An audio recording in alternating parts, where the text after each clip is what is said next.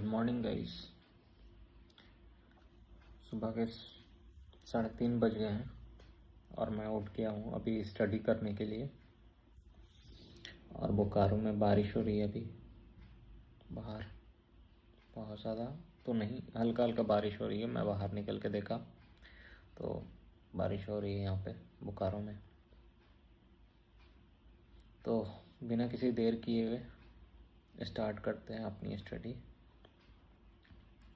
और सुबह का टाइम है, मेरा फेस उतना कुछ ठीक नहीं लग रहा है बिकॉज सो के डायरेक्ट उठा हूँ और स्टडी करने के लिए बैठा हूँ।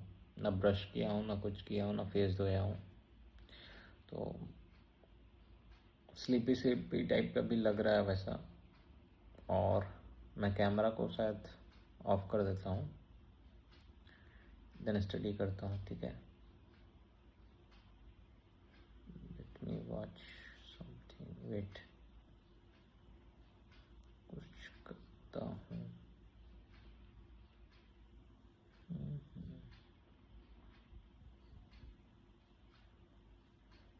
ये ठीक है, कैमरा ऑफ हो गया है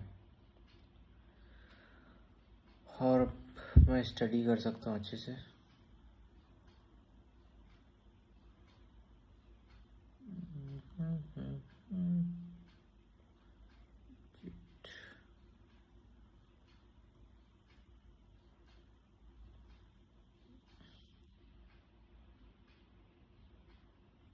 यार पता, मुझे भूख भी लग गई है सुबह सुबह।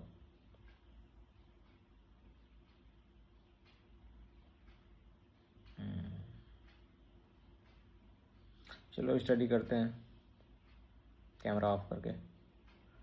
मेरी आवाज़ आएगी, लाइव कनेक्टेड हो चुका है, टाइमिंग चलता रहेगा। स्टडी देखते हैं कितने देर तक होती है।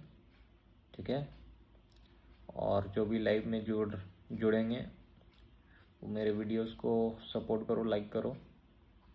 और आप लोग भी स्टडी करो, जितने भी एस्पिरेंट्स हैं या फिर कोई भी स्टूडेंट्स ज्वाइन करते हैं तो साथ में आप भी स्टडी कर सकते हो। ठीक है,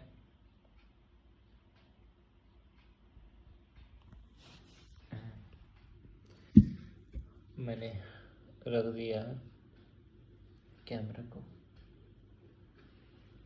लाइव चल रहा है, अब मैं स्टडी कर रहा हूँ।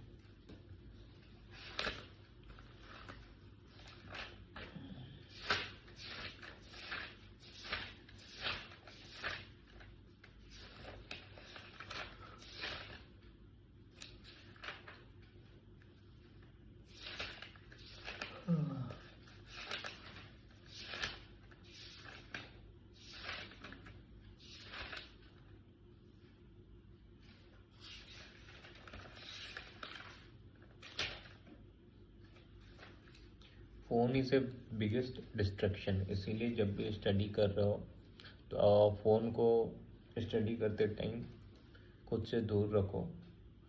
और उसमें फ़्लाइट मोड लगा दो, जिसके घर में भी वाईफाई है ना, फ़्लाइट मोड लगा दो।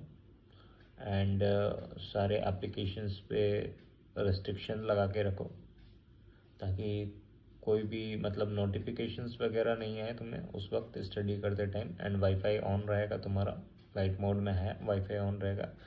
इस तरह से लाइव में स्टडी कर सकते हो ज्वाइन करके, या फिर खुद के लेक्चर्स दे सकते हो जब लेक्चर्स देखने का मन है। और नहीं देखने का मन है तो अपने फ़ोन को दूर रखो एकदम, जैसे मेरा अभी फ़ोन साइड पे रखा हुआ लाइव कनेक्टेड है। एंड अभी मैं स्टडी स्टार्ट कर रहा हूँ अपना। ठीक है, तो लाइव चल रहा है ना, तो मेरा क्या है ना, साइड पे फ़ोन रखा हुआ तो ध्यान नहीं जाएगा फ़ोन पे अपना, ना कोई डिस्ट्रैक्शन होगा। मेरा फोकस अभी फुल स्टडी पे है। और वैसे भी मुझे अभी माइंड पे एग्ज़ामिनेशन का, बिकॉज एग्ज़ामिनेशन में अभी टाइम कम है ना, तो इसीलिए मेरा फ़ोन पे ध्यान भी नहीं है। मैं लाइव करके ऑन करके रख रहा हूँ और अपना स्टडी पे रख फोकस रहेगा मेरा अभी, क्योंकि मुझे अभी टेंशन है एग्ज़ामिनेशन का कि क्लियर करना है मुझे इस बार प्रीलिम्स यूपीएससी। तो सपोर्ट करो आप लोग, सब लोग। ठीक है, आप लोग के सपोर्ट के थ्रू ही मैं अच्छे से मेहनत कर पाऊँगा और प्रीलिम्स भी क्लियर होगा मेरा।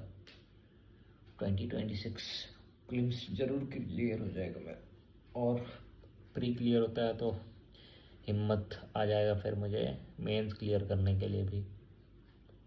आई नो मेरा ऑप्शनल अभी तक अच्छे से कवर भी नहीं हुआ है, फिर भी यार कुछ तो खुद को पुश करूँगा ना रिजल्ट देख के।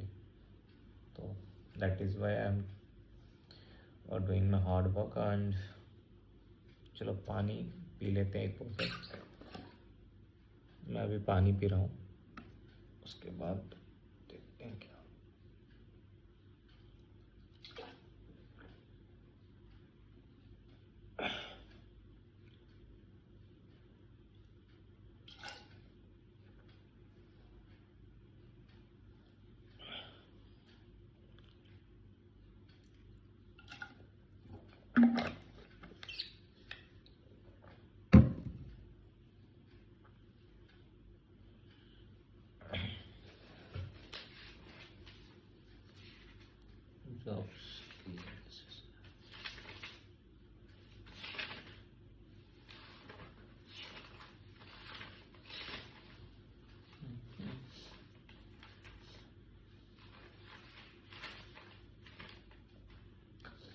अच्छा, state and capital: Andhra Pradesh, Amaravati; Arunachal Pradesh, Itanagar; Assam, Dispur; Bihar, Patna; Chhattisgarh, Raipur. State and capital का पढ़ रहा हूँ। आंध्र प्रदेश, अमरावती; अरुणाचल प्रदेश, ईटानगर; असम, दिसपुर; बिहार, पटना; छत्तीसगढ़, रायपुर; गोवा, पनाजी; गुजरात, गांधीनगर; हरियाणा, चंडीगढ़; हिमाचल प्रदेश, शिमला; झारखंड, रांची; कर्नाटक, बेंगलुरु; केरला, तिरुवनंतपुरम; मध्य प्रदेश, भोपाल; महाराष्ट्र, मुंबई; मणिपुर, इम्फाल; मेघालय, शिल्लोंग।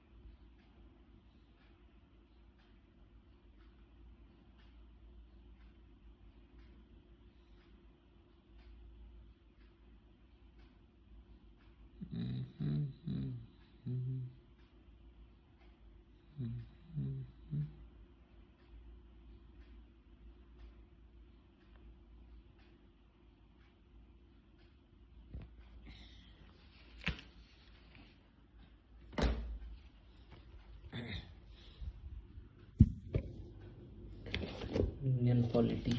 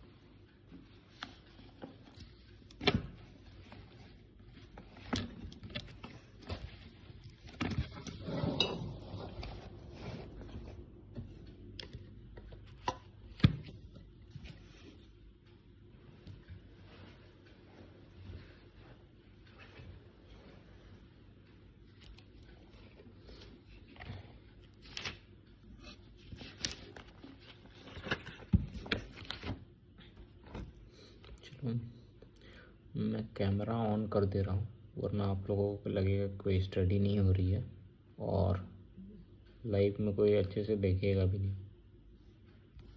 ठीक है, कैमरा ऑन हो गया है और अभी मैं लक्ष्मीकांत स्टडी कर रहा हूँ। ठीक है,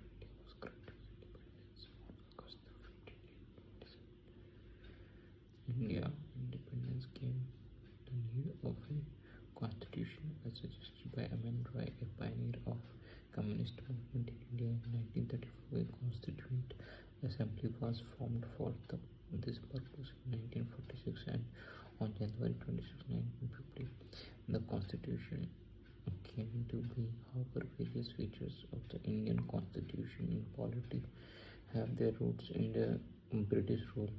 There are certain events in the British rule that laid down the legal framework for the organization and functioning of government and administration in British India. These events have greatly influenced our constitutions and polity. They are explained here in a chronological order. The Company Rule 1773 to 1858, Regulating Act of 1773. This act is of great constitutional importance as first it was the first step taken by the British government to control and regulate the affairs of the East India Company in India. It recognized for the first time the political and administrative functions of the company, and it laid the foundation of central administration in India. Features of the act: it designated the governor of Bengal as the Governor General of Bengal and created as an executive council of 4 members to assist him. The first such Governor General was Lord Warren Hastings. It made the governors of Bombay and Madras presidency subordinate to the Governor General of Bengal. Unlike earlier, when the 3 presidencies were independent of one another, it provided for the establishment of a Supreme Court at Calcutta, 1774, comprising 1 Chief Justice and 3 other judges. It prohibited the servants of the company from engaging in any private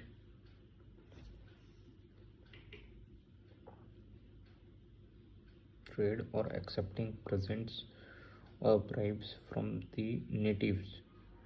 It strengthened the control of the British government over the company by requiring the Court of Directors, governing body of the company, to report on its revenue, civil and military affairs in India.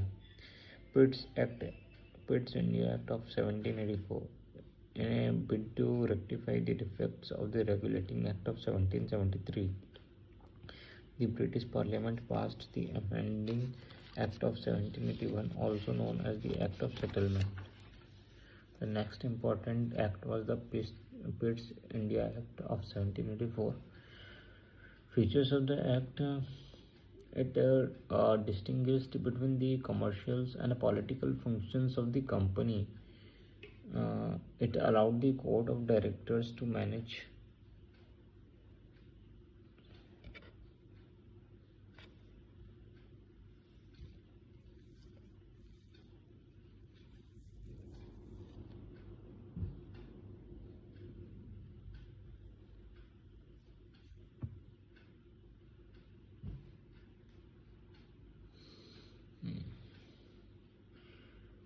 the courts of director to Boards of director is the director of the company.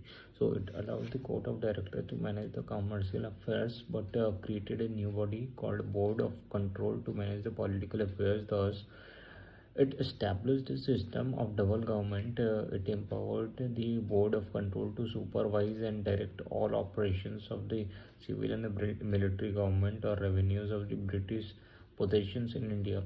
Thus, the act was significant for two reasons. First, the company's territories in India were for the first time called the British possession in India, and second, the British government was given the supreme control over companies' affairs and its administrations in India. Charter Act of 1833. This act was the final step towards centralization in British India. Features of the act: it made the Governor General of Bengal as the Governor General of India and vested in him uh, all civil and military powers. Thus, the act created for the first time a government of India having authority over the entire territorial area possessed by the British in India. Lord William Bentinck was the first Governor General of India.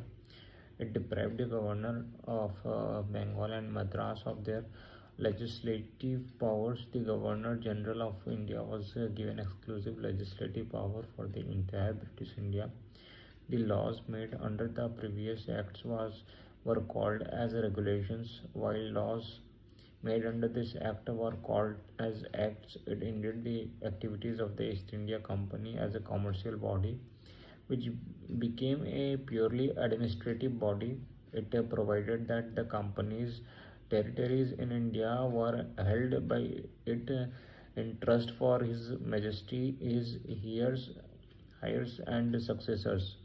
The Charter Act of 1833 attempted to introduce a system of open competitions for selection of civil servants and stated that the Indian should not be debarred from holding any place, office, and employment under the company. However, this provisions was negated after opposition from the Court of Director. Charter Act of 1853. This was the last of the series of charter acts passed by the British Parliament between 1793 and 1853. It was a significant constitutional landmark. Features of the act: it separated for the first time the legislative and executive functions of the Governor General's Council. It provided for addition of 6 new members called legislative councillors to the council. In other words, it established a separate Governor General's Legislative Council, which came to be known as the Indian Central Legislative Council.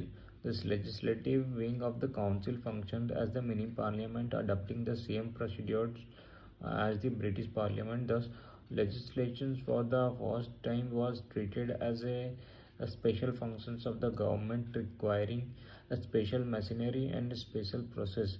It introduced an open competition system of the selection and recruitment of civil servants. The covenanted civil service was thus thrown open to the Indians also. Accordingly, the Macaulay Committee, the Committee on the Indian Civil Service, was appointed in 1854. It extended the company's rule and allowed it to retain the possessions of Indian territories on trust for the British Crown, but it did not specify any particular period, unlike the previous charters. This was a clear indication that the company rule could be terminated at any time of the parliament liked. It introduced for the first time local representations in the Indian Central Legislative Council. Of the 6 new legislative members of the Governor General Council, 4 members were appointed by the local provincial governments of Madras, Mumbai, Bengal, and Agra. The Crown Rule 1858 to 1947, Government of India Act of 1858. This significant act was enacted in the wake of the revolt of 1857, also known as the First War of Independence or the Sepoy Mutiny. The act known as the Act of the Good Government of India abolished the East Indian Company and transferred the powers of the government, territories, and revenues to the British Crown. Features of the Act: it provided that the India henceforth was to be governed by, and in the name of Her Majesty, it changed the designations of the Governor General of India to that of Viceroy of India. He, Viceroy, was the direct representative of the British Crown in India. Lord Canning thus became the first Viceroy of India. It ended the system of double government by abolishing the Board of Control and Court of Directors. It created a new office, Secretary of State for India, vested with complete authority and control over Indian administration. The Secretary of State was a member of the British Cabinet and was responsible ultimately to the British Parliament. It established a 15-member Council of India to assist the Secretary of State for India. The Council was an advisory body. The Secretary of State was made the chairman of the Council. It constituted the Secretary of State in the Council as a body corporate capable of suing and being sued in India and in England. The Act of 1858 was, however, largely confined to the improvement of the administrative machinery by which the Indian government was to be supervised and controlled in England. It did not alter in any substantial way the system of government that prevailed in India. Indian Council Act of 1861 to 1892 and 1909. After the Great Revolt of 1557, the British government felt the necessity of seeking the cooperations of the Indians in the administration of their country. In pursuance of this policy of association, three acts were enacted by the British Parliament in 1861, 1892 and 1909. The Indian Council Act of 1861 is an important landmark in the constitutional and political history of India. Feature of the Act of 1861. It made a beginning of representative institutions by associating Indians with the lawmaking process. It thus provided that the Viceroy should nominate some Indians as non-official member of his expanded council. In 1862, Lord Canning, the then Viceroy, nominated 3 Indians to his legislative council: the Raja of Benares, the Maharaja of Patiala, and Sir Dinkar Rao. It initiated the process of decentralization by restoring the legislative power of to the Bombay and Madras presidencies. It thus reversed the centralizing tendency that started from the Regulating Act of 1773 and reached its climax under the Charter Act of 1833. This policy of legislative devolution resulted in the grant of almost complete internal autonomy to the provinces in 1953. It also provided for the establishment of a new legislative council for Bengal, North, Western provinces and Punjab, which were established in 1962, 1886 and in 1897 respectively. It empowered the Viceroy to make rules and orders for the more convenient transactions of business in the council. It also gave recognition to the portfolio system introduced by Lord Canning in 1859. Under this, member of the Viceroy Council was made in charge of one or more departments of the government and was authorized to issue final orders on behalf of the council on matter of his departments. It empowered the Viceroy to issue ordinances without the concurrence of the Legislative Council during an emergency. The life of such an ordinance was 6 months. Features of the Act of 1892. It increased the number of additional non-official members in the central and provincial legislative council, but maintained the official majority in them. It increased the functions of legislative councils and gave them the power of discussing the budgets and addressing questions to the executive. It provided for the nomination of some non-official members of the first Central Legislative Council by the Viceroy on the recommendations of the Provincial Legislative Council and the Bengal Chamber of Committee, and second that of the Provincial Legislative Council by the Governor on the recommendations of the district boards, municipalities, universities, trade associations, zamindars and chambers. The act made limited and indirect provisions for the use of elections in filling up some of the non-official seats both in the central and provincial legislative council. The word elections was, however, not used in the act. The process was described as the nomination made on the recommendation of certain bodies. Coming to the Simon Commission. Simon Commission in November 1927 itself, that is 2 years before the schedule, the British government announced the appointment of 7 member statutory commissions under the chairmanship of Sir John Simon to report on the condition of India under its new constitutions. All the members of the commissions were British, and hence all the parties boycotted the commission.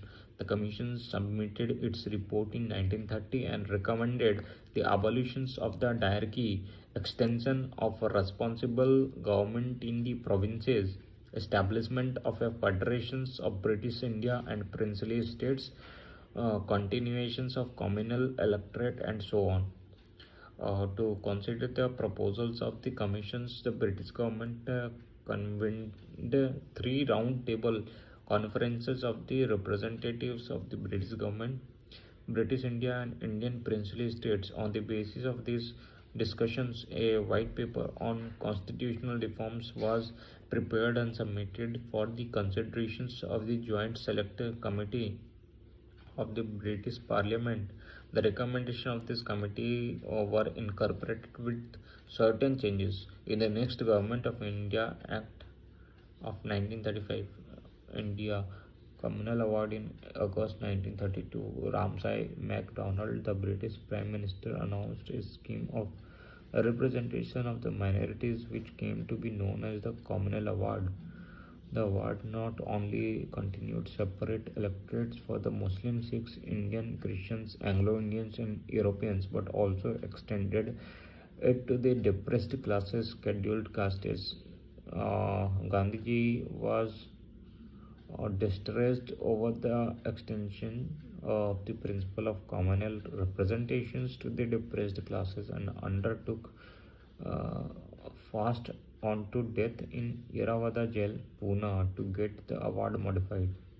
At last, there was an agreement between the leaders of the Congress and the depressed classes. The agreement, known as the Pune Pact, retained the Hindu joint electorate and gave reserved seat to the depressed classes.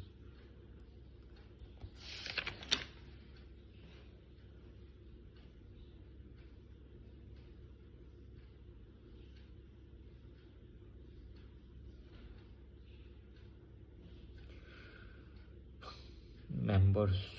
First, interim government 1946. Members. First, Jawaharlal Nehru. Portfolios held external affairs and commonwealth relations. Sardar Vallabhbhai Patel.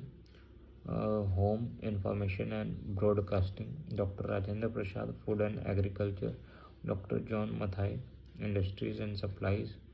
Jagjeevan Ram, labor. Sardar Vallabh Singh, defense. C.H. Bhava, work, mines and powers. Liaquat Ali Khan, finance. Abdul Rab Nistar, posts and air. Asaf Ali, railways and transport. Sri Rajagopalchari, education and arts. II Chandigarh, commerce. Ghaznafar Ali Khan, health. Joginder Nath Mandal, law.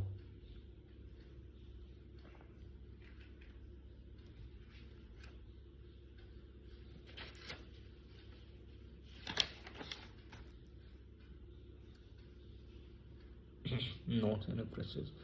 The Mughal Emperor Shah Alam granted Diwani to the company after its viceroy in the Battle of Buxar 1764. It was introduced in the British Parliament. The then Prime Minister William Pitt. At that time, the civil services of the company were classified into convened civil services, higher civil services, and unconvened civil services, lower civil services. The former was created by a law of the company, while the latter was created otherwise. Super C. Kashyap, Our Constitution's National Book Trust, 3rd edition, 2014. Page 14. The system of budget was introduced in British India in 1860. V.N. Shukla, The Constitution of India, East, Eastern Book Company, 10th edition. The declarations thus stated the policy of His Majesty's government is that of the increasing association of Indians in every branch of the administrations and the gradual development of self-government institutions with a view to the progressive realizations of responsible government in India as an integral part of the British Empire. This was done on the recommendations of the Lee Commissions on Superior Civil Services in India 1923 to 24.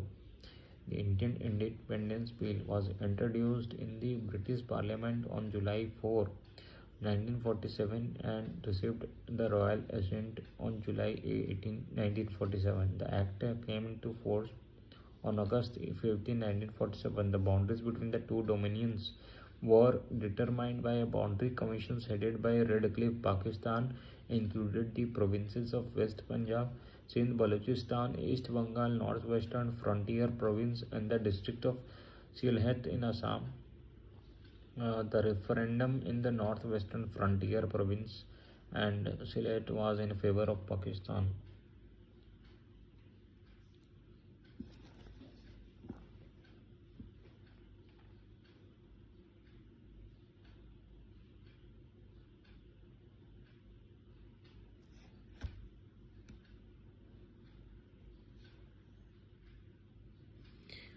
Making of the constitutions.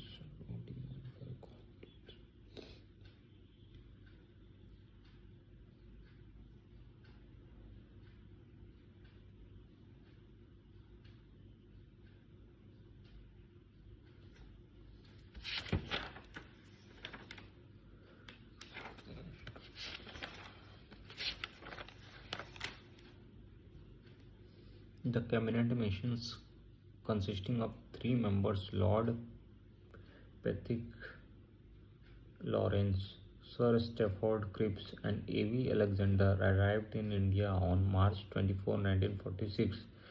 The cabinet missions published its plan on May 16, 1946. These include Madras, Bombay, UP, Bihar, Central Provinces, Odisha, Punjab, NWFP, Sindh, Bengal, and Assam. These include Delhi, Ajmer, Mirwara, Kurg, and British Balochistan. The Government of India Act of 1935 granted limited franchisee on the basis of tax, property, and education. This include Baroda, Bikaner, Jaipur, Patiala, Rewa, and Udaipur. For the first time, the Constituent Assembly met as Dominion Legislature on November 17, 1947 and elected G.V. Mavlankar as its Speaker. These are West Punjab, East Bengal, NWFP, Sindh, Balochistan, and Sylhet district of Assam. A separate Constituent Assembly was set up for Pakistan.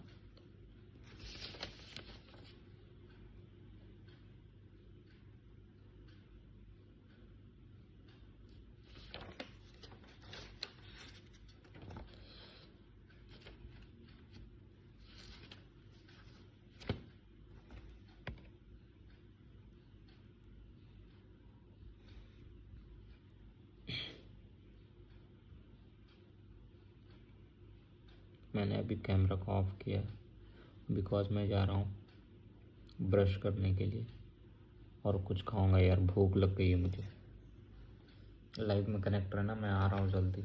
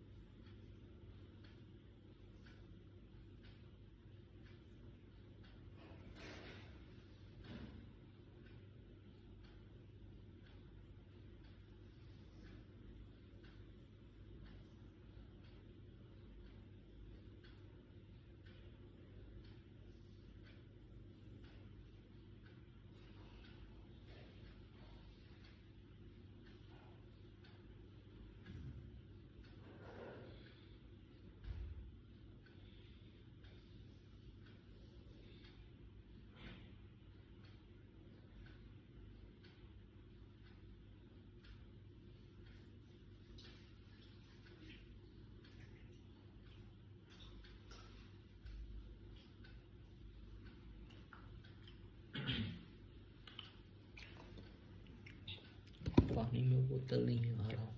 Wait.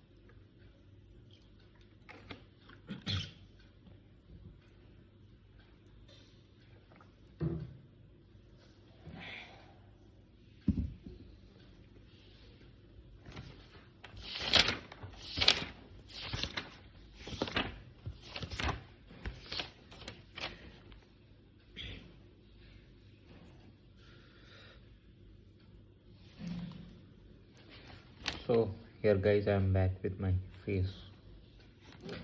अभी morning में मुझे इतना सुबह सुबह कुछ मिला नहीं खाने को। मैंने फ्रिज से बटर निकाल के बटर ही खा लिया। भूख पता नहीं आई ढूंढने बहुत जोर का लगा था। ऐसे लगता नहीं है मुझे मॉर्निंग में, बट लग गया। और पापा भी सुबह उठ गए। मेरे पापा बहुत ही ज़्यादा डिसिप्लिन इंसान हैं। उनका कंसिस्टेंसी बहुत ज़्यादा मेंटेन रहता है। आज भी मॉर्निंग ही उठते हैं, 3 बजे उनका टाइमिंग है, 3 बजे उठ जाने का। लेकिन आज थोड़ा लेट से उठे हैं, 4 बजे। और योगा वगैरह सब कुछ करेंगे।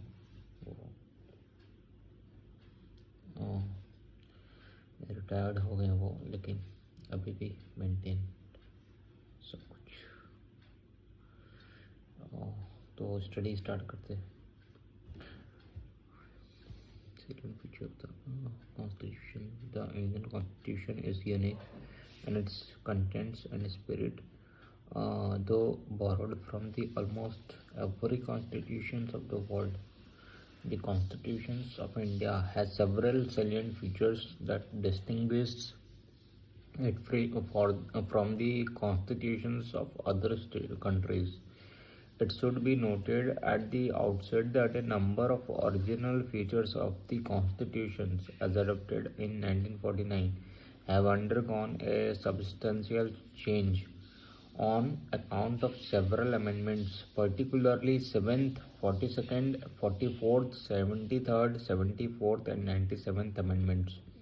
In fact, the 42nd Amendment Act of 1976 is known as mini constitution due to the important and large number of changes made by its in various parts of the constitution. However, in the Kesavananda Bharati case 1973, very important in UPSC, the Supreme Court ruled that the constituent power of the Parliament under Article 368 does not enable it to alter the basic structure of the Constitution. Salient features of the Constitution. The salient feature of the Constitutions as it stands today are as follows. First, it is the lengthiest written constitution. Constitutions are classified into written, like the American constitutions, or unwritten, like the British Constitution.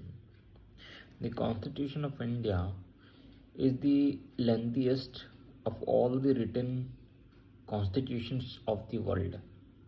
It is a very comprehensive, elaborate and detailed document. Originally, 1949, the constitutions contained a preamble, 395 articles divided into 22 parts and 8 schedules. Presently, 2016. It consists of a preamble about 465 articles divided into 25 parts and 12 schedules.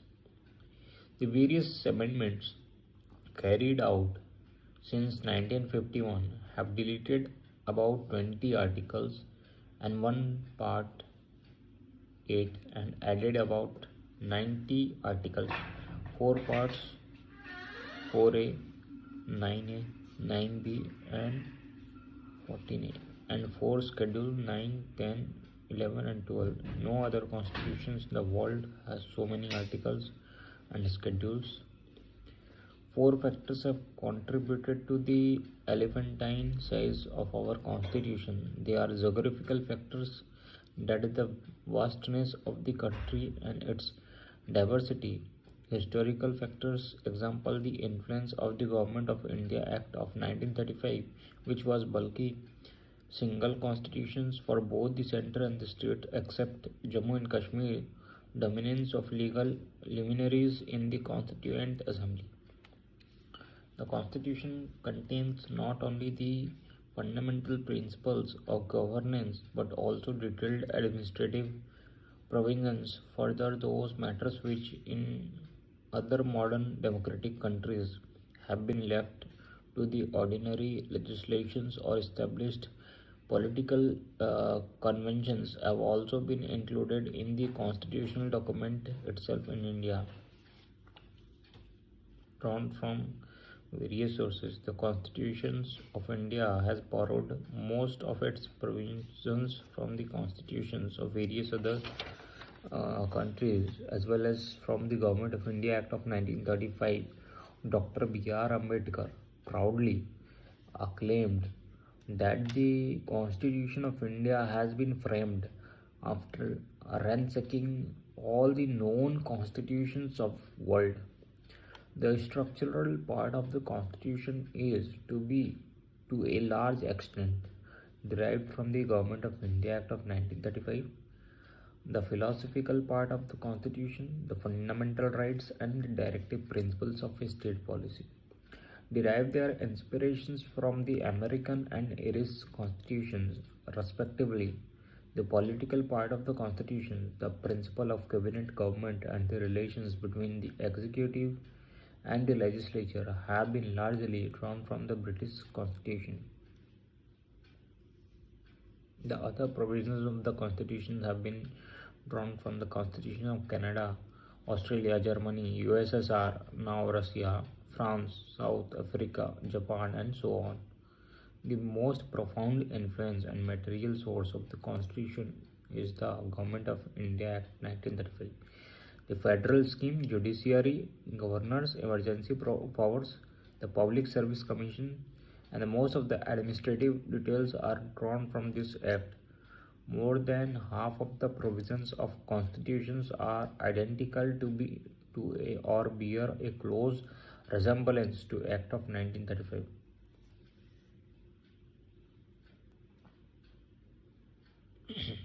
Fundamental rights.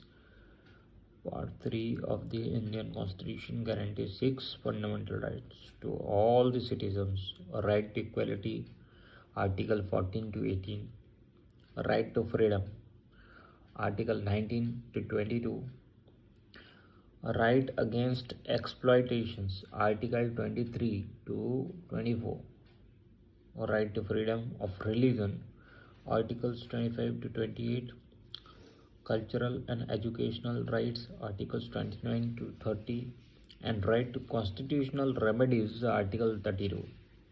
The fundamental rights are meant for promoting the idea of political democracy. They operate as limitations on the tyranny of the executive and arbitrary laws of the legislature. They are justiciable in nature, that is, they are enforceable by the courts for their violations. the aggrieved person can directly go to the Supreme Court, which can issue the writs of habeas corpus mandamus. Writs, a very important part. Habeas corpus mandamus. This has been asked in UPSC prelims. Prohibition certiorari and quo warranto for the restorations of his rights.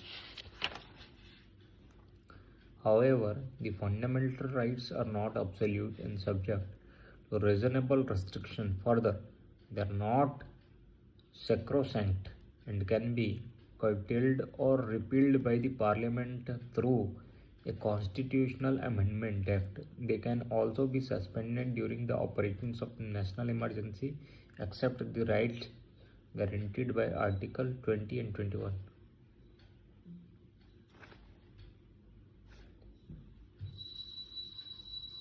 पापा नहा लिए, पूजा भी start हो गया उनका, घंटी आवाज आ रहा ना, इज वेरी फास्ट। अभी कितना बज रहा है? 4:30 ही बज रहा है, उनका पूजा स्टार्ट हो गया। Fundamental duties, DPSP.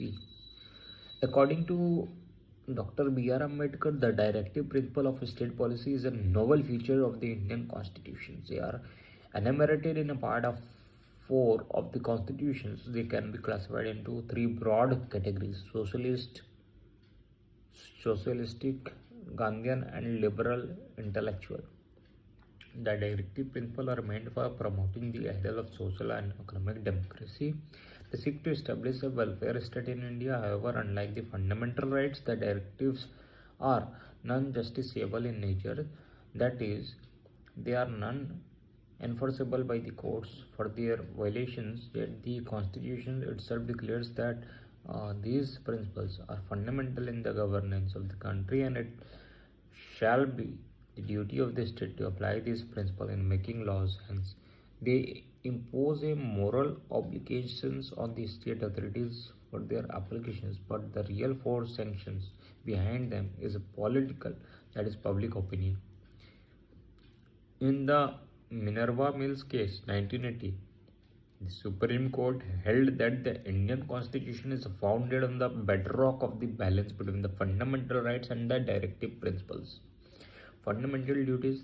The original Constitution did not provide for the fundamental duties of the citizens. These were added during the operations of internal emergency 1975 to 77 by the 42nd Constitutional Amendment Act of 1976.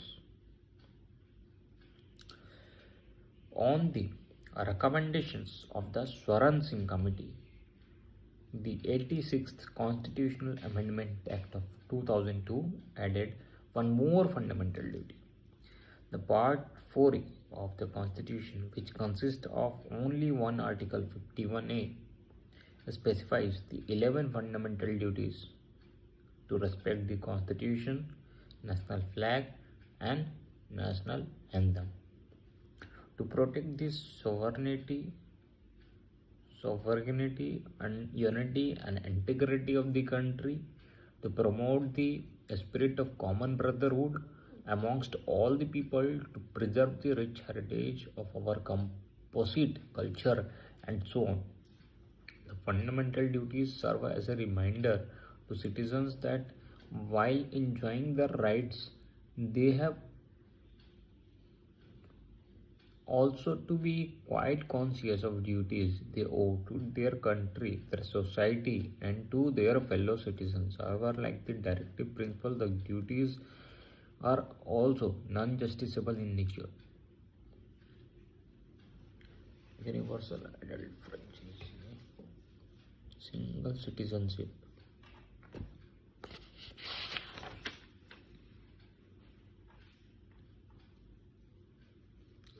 The Constitution of India at a glance. Part 1. The Union and its territories. Article covered under 1 to 4. Part 2. Citizenship. Article 5 to 11. Part 3 Fundamental Rights, Article 12 to 35.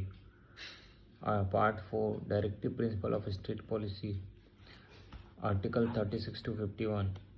Part 4A Fundamental Duties, Article 51A. Part 5 The Union Government, Article 52 to 151. Chapter 1 The Executive, Article 52 to 78. Chapter 2 Parliament, Article 79 to 122. Chapter 3 Legislative Powers of President, Article 123. Chapter 4 The Union Judiciary, Article 124 to 147. Chapter 5 Comptroller and Auditor General of India, Article 148 to 151. Part 6 The State Governments, Article 152 to 237. Chapter 1 General 152. Chapter 2 The Executive 153 to 167.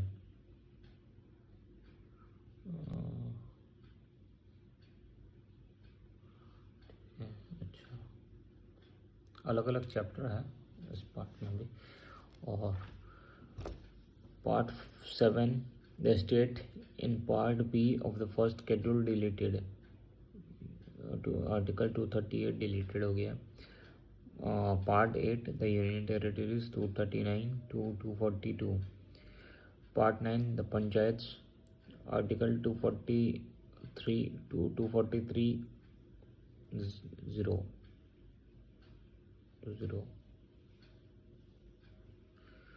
Part 9A The Municipalities 243P to 243ZZ. 9B The Cooperative Societies 243ZH to 243ZT. Part 10 The Schedules and Tribal Areas 244 to 244A. 11 Relations between the Union and the States 245 to 263.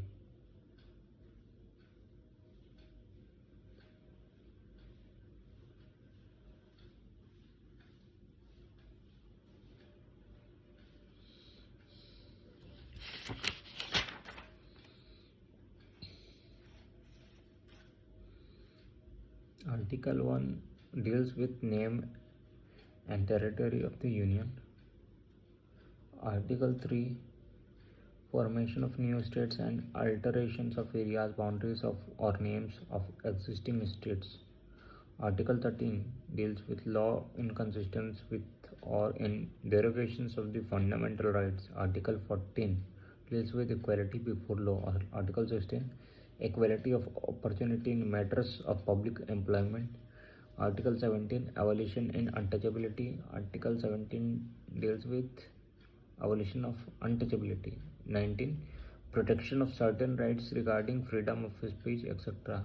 Article 21 deals with protections of life and personal liberty. Article 21A right to elementary education.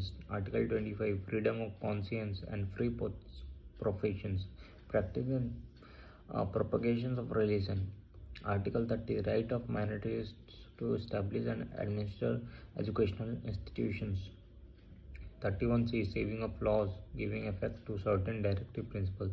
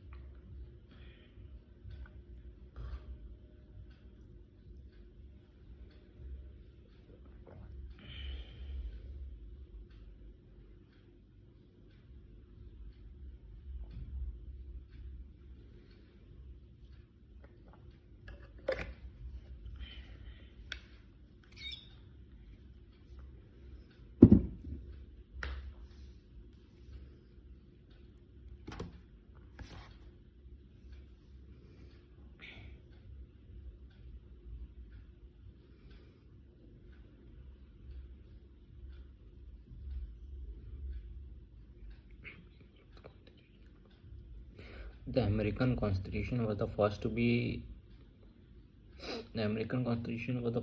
begin with a preamble. Many countries, including India, followed this practice.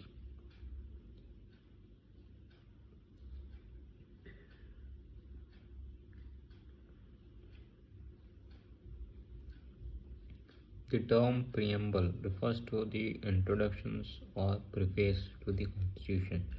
It contains the summary or essence of the Constitutions. N.A. Palkiwala, an eminent jurist and constitutional expert, called the preamble as the identity card of the Constitution. The preamble of the Indian Constitution is based on the objectives, resolutions, drafted and moved by Pandit Nehru and adopted by the Constitutions Assembly. It has been amended by the 42nd Constitutional Amendment Act 1976, which added 3 new words: socialist, secular, and integrity. Texts of the preamble. The preamble in its present form reads, "We, the people of India, having solemnly resolved to constitute India into a sovereign, socialist, secular, democratic republic, and to secure to all its citizens justice, social, economic, and political, liberty of thought, expressions, belief, faith, and worship, equality of status and of opportunity, and to promote among them all fraternity, assuring the dignity of the individual and the unity and integrity of the nations." In our Constituent Assembly, this 26th day of November 1949, do hereby adopt, enact, and give to ourselves this Constitution. Ingredients of the preamble. The preamble reveals 4 ingredients or components. Source of authority of the constitutions. The preamble states that the Constitution derives its authority from the people of India. Nature of Indian states. Declares India to be of a sovereign, socialist, secular, democratic, and republican polity. Objectives of the Constitution. It specifies justice, liberty, equality, and fraternity as the objective. Date of adoption of the Constitution. It stipulates November 26, 1949 as the date. Keywords in the preamble. There are some keywords in the preamble. Certain keywords: sovereign, socialist, secular, democratic republic, justice, liberty, equality, and fraternity are explained as follows. Sovereign. The word sovereign implies that India is neither a dependency nor a dominion of any other nations, but an independent state. There is no authority above it, and it is free to conduct its own affairs, both internal and external. Though in 1949, India declared the continuations of her full membership of the Commonwealth of Nations and accepted the British Crown as the head of the Commonwealth, this extra constitutional declarations does not affect India's sovereignty in any matter. Further, India's membership of the United Nations organizations UNO also in no way constitutes a limitations on her sovereignty. Being a sovereign state, India can either acquire a foreign territory or cede a part of its territory in favor of foreign state. Socialist. Even before the term was added by the 42nd Amendment in 1976, the Constitution had a socialist content in the form of certain directive principle of state policy. In other words, what was hitherto implicit in the constitutions has now been made explicit.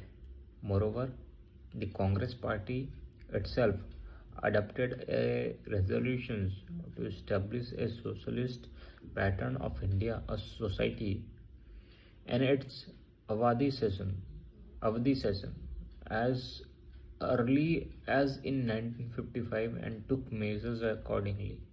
Notably, the Indian brand of socialism is a democratic socialism and not a communistic socialism, also known as state socialism, which involves the nationalisms of all means of productions and distributions and the abolitions of private property.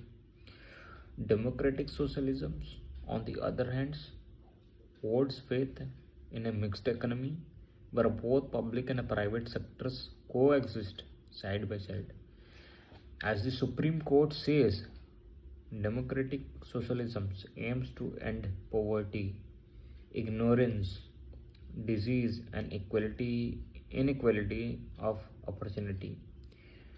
Indian socialism is a blend of Marxisms and Gandhisms, leaning heavily towards Gandhian socialism.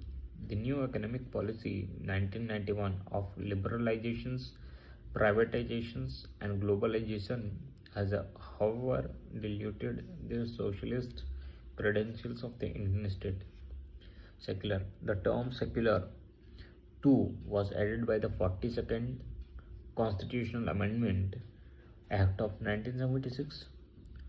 However, the Supreme Court said in 1974, although the words secular state were not expressly mentioned in the Constitution, there can be no doubt that Constitution's makers wanted to establish such a state, and accordingly Articles 25 to 28 guaranteeing the fundamental rights to freedom of religion have been included in the Constitution.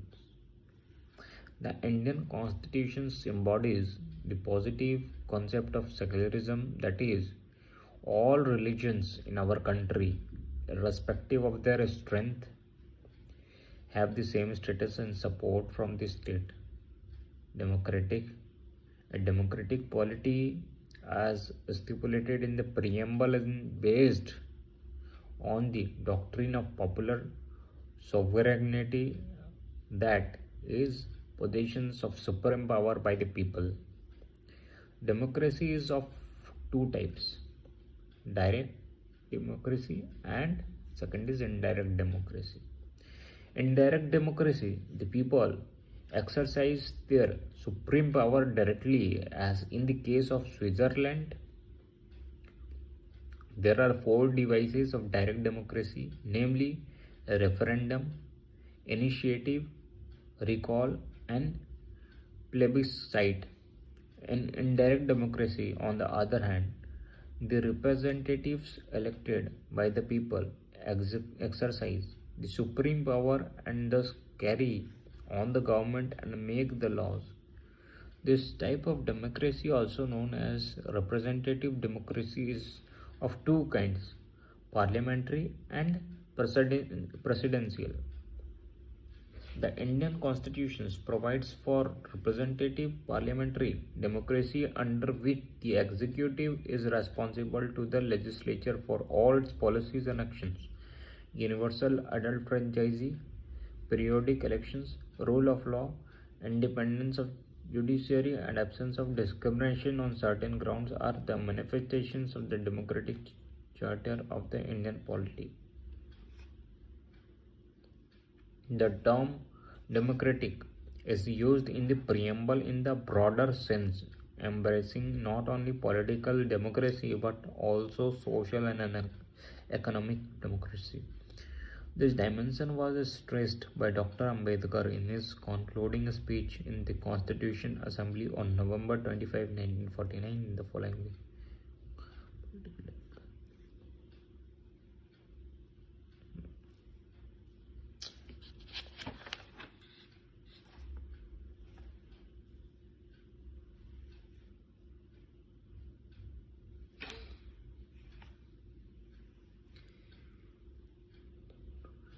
One of the controversies about the preamble is as the whether it is a part of the constitution or not.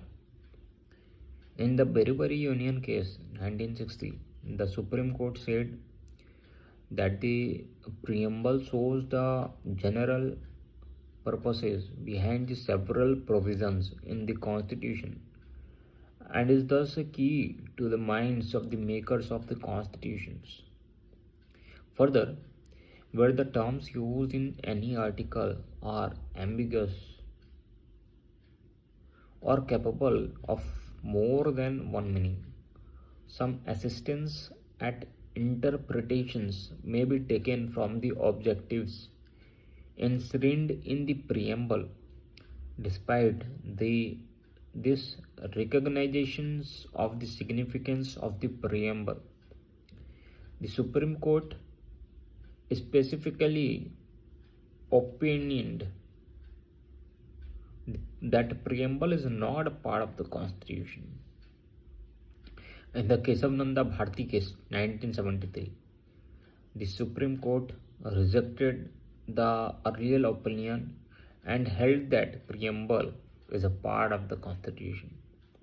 It observed that the preamble is of extreme importance and the constitution should be read and interpreted in the light of the grand and noble vision expressed in the preamble.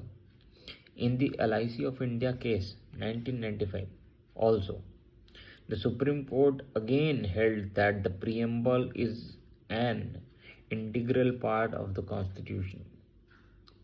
Like any other part of the constitution, the preamble was also enacted by Constituent Assembly, but after the rest of the constitutions was already enacted, the reason for inserting the preamble at the end was to ensure that it was in conformity with the constitution as adopted by the Constituent Assembly. While forwarding the preamble for voters, the President of the Constituent Assembly said the question is that the preamble stands part of the Constitution. The motion was then adopted, and the current opinion held by the Supreme Court that the preamble is a part of the Constitution is in consonance with the opinion of the founding father of the Constitution. However, two things should be noted. That first, the preamble is neither a source of power to legislature nor a prohibitions upon the powers of legislature. And second, it is non-justiciable. That is, its provisions are non-enforceable in courts of law. Amendability of the preamble. The question as to whether the preamble can be amended under Article 368 of the Constitution arose for the first time in the historic case of the Kesavananda Bharti 1973. It was urged that the preamble cannot be amended as it is not a part of the Constitution. The petitioner contended that the amending power in Article 368 cannot be used to destroy or damage the basic elements or the fundamental features of the Constitution, which are enshrined in the preamble. The Supreme Court, however, held that the preamble is a part of the Constitution.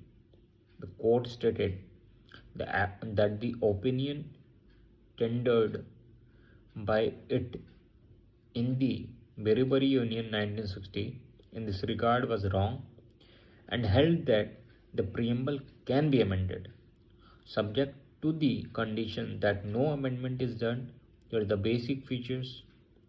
In other words, the court held that the basic elements or the fundamental features of the Constitution as contained in the preamble cannot be altered by the amendment under Article 368. The preamble has been amended only once so far in 1976 by the 42nd Constitutional Amendment Act, which has added 3 new words: socialist, secular, and integrity to the preamble. This amendment was held to be valid. Very nice chapter.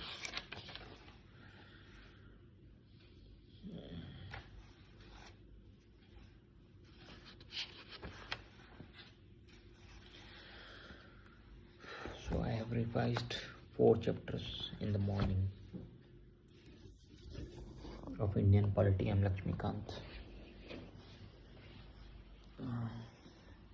1 घंटा 18 minute हो गए और 1 घंटा 18 minute में 4 chapter मैंने revision कर लिया है, अच्छे से समझ लिया है इम्पोर्टेंट इश्यू को।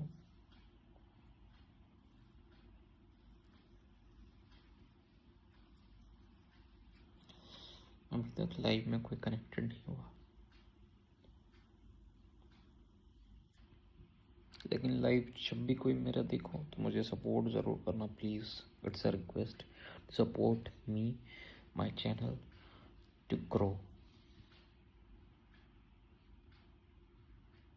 सो दैट मुझे भी हौसला मिले। यार लड़कियों को तो सब करते हैं, लेकिन पढ़ने वाले एस्पिरेंट्स को भी करो हेल्प, ताकि वो लाइफ में आगे बढ़ सके। Thank you.